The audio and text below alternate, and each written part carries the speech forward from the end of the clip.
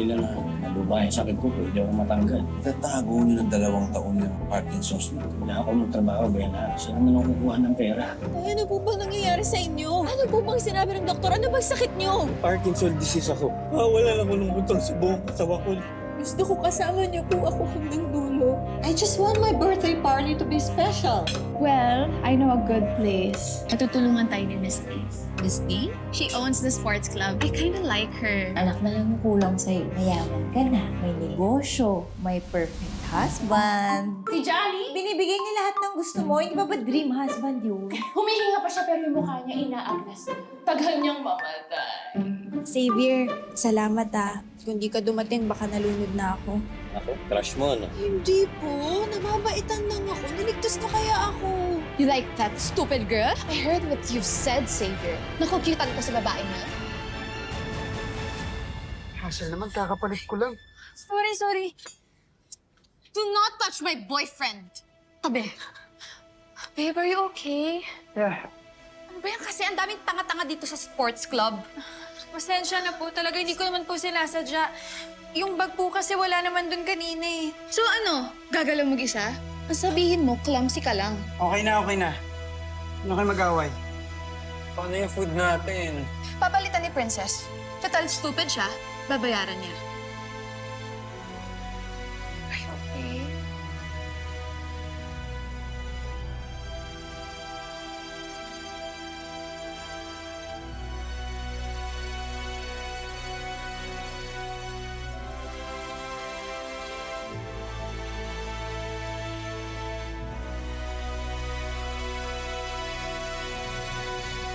Okay ka lang?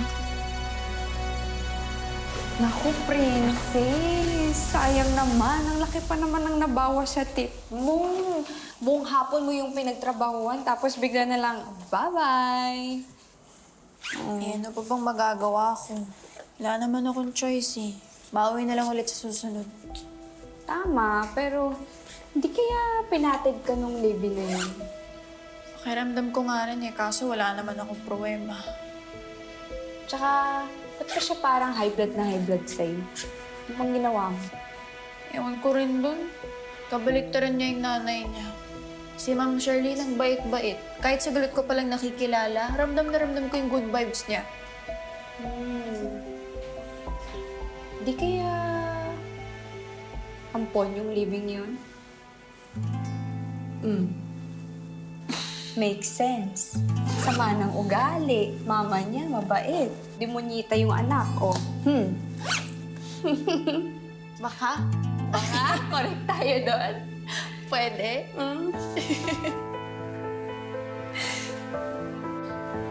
Okay, make sure na darating yung cake before the event. Hindi yan pwedeng ma-delay.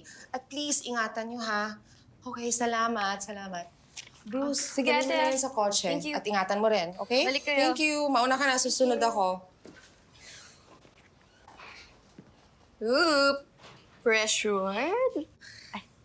Sakto lang. Siyempre, gusto ko maganda yung party. At nag-promise ako kay Raymond na papagandahin ko yung party. Umaasa ka talaga, ate, na magiging close kayo nung biyanan mo, no? Alam mo, ate, kahit magpasabog ka pa ng confetti mula sa helicopter, may masasabi pa rin yan. Hindi ko nga alam kung ba't mo natitiis yung taong yan. Dahil nanay pa rin siya ni Raymond at lola siya ni Libby.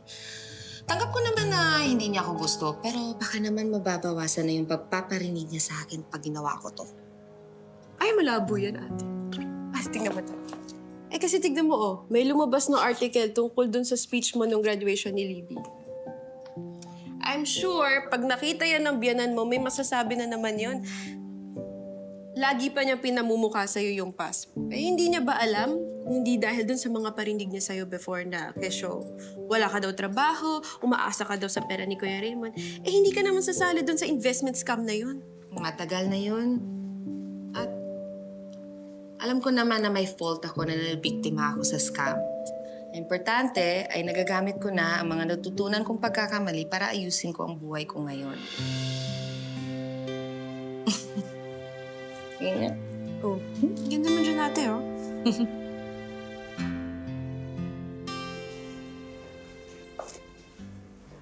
O ano, di pa ba kayo tapos dyan? Pwede niyo yan gawin sa taas. Go, pumunta na kayo. Alam niyo naman, understaffed tayo eh. Thank you. At ikaw, ano yan? Nakita ko yun. Alin? Ano yung tinatago mo sa akin? Hindi, wala. Hindi ka matutuwa. Ang kapal ng mukha niya, pinagmamalaki pa niyang estapadora siya? Huy! Phone ko yan! Alam mo kasi, mga tao, nakakalimutan nila yung past kapag naging successful ka na. Eh, sabi dyan, bongga daw yung business ni Charlene. Social entrepreneur. Social, di ba? Pero syempre, mas social ka, Kas. Tingnan mo naman, outfit na outfit pa lang. Umpak! Sino mag-aakalang ex-con ka? You watch your mouth. Huwag mo akong tawagang ex-con again.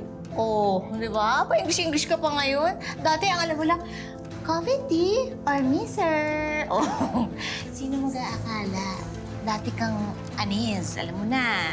Kasi hindi ko pinagkakalat kung ano yung past ko. Hindi ka tulad ng Charlene na yan, ayan, proud pa.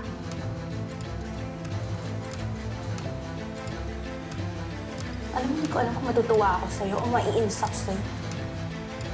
Ang ganda mo nga, oh. Ito naman si Sir, ginawang kotel. Kada pa matulog. Ay. Phone ko. Ay.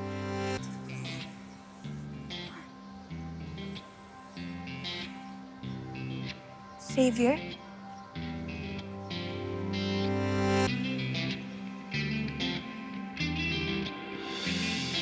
Gosh, asan ba kasi si Xavier? Baka nasa lap pool. You want, I'll go check the cafe. Bibili rin kasi akong coffee eh. Okay, I'll go to the lap pool muna. Sige, see you.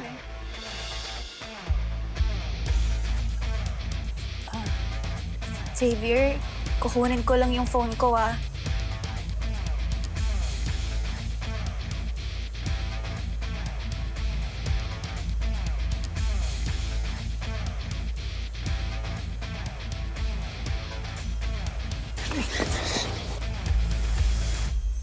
Sa tuwing naiisip ka'y napapasmile ako. Basta alam ko lang sa'yo sasaya. Oh, this feeling. Ikaw lang ang palagi at ikaw hanggang ending. What the hell? Are you flirting with my boyfriend? Maybe hindi yung phone ko kasi nahulog. Kukunin ko lang. Liar! Huling-huli na kita! Dinalati mo si Xavier yung Magda girl! Bibi, wala kami ginagawang masama. Baby, ikaw wala! Pero si Princess meron! Huling-huli na kita! Hindi lang pala necklace ni Xavier balak mong nakawin. Pati sarili kong boyfriend gusto mong agawin! Libby, hindi. Bibi! Tawag mo si Libby! Tama na! Tama na! Ano ba? Mali ko lang iniisip! Tama na! Tigilan niyo! Tama na!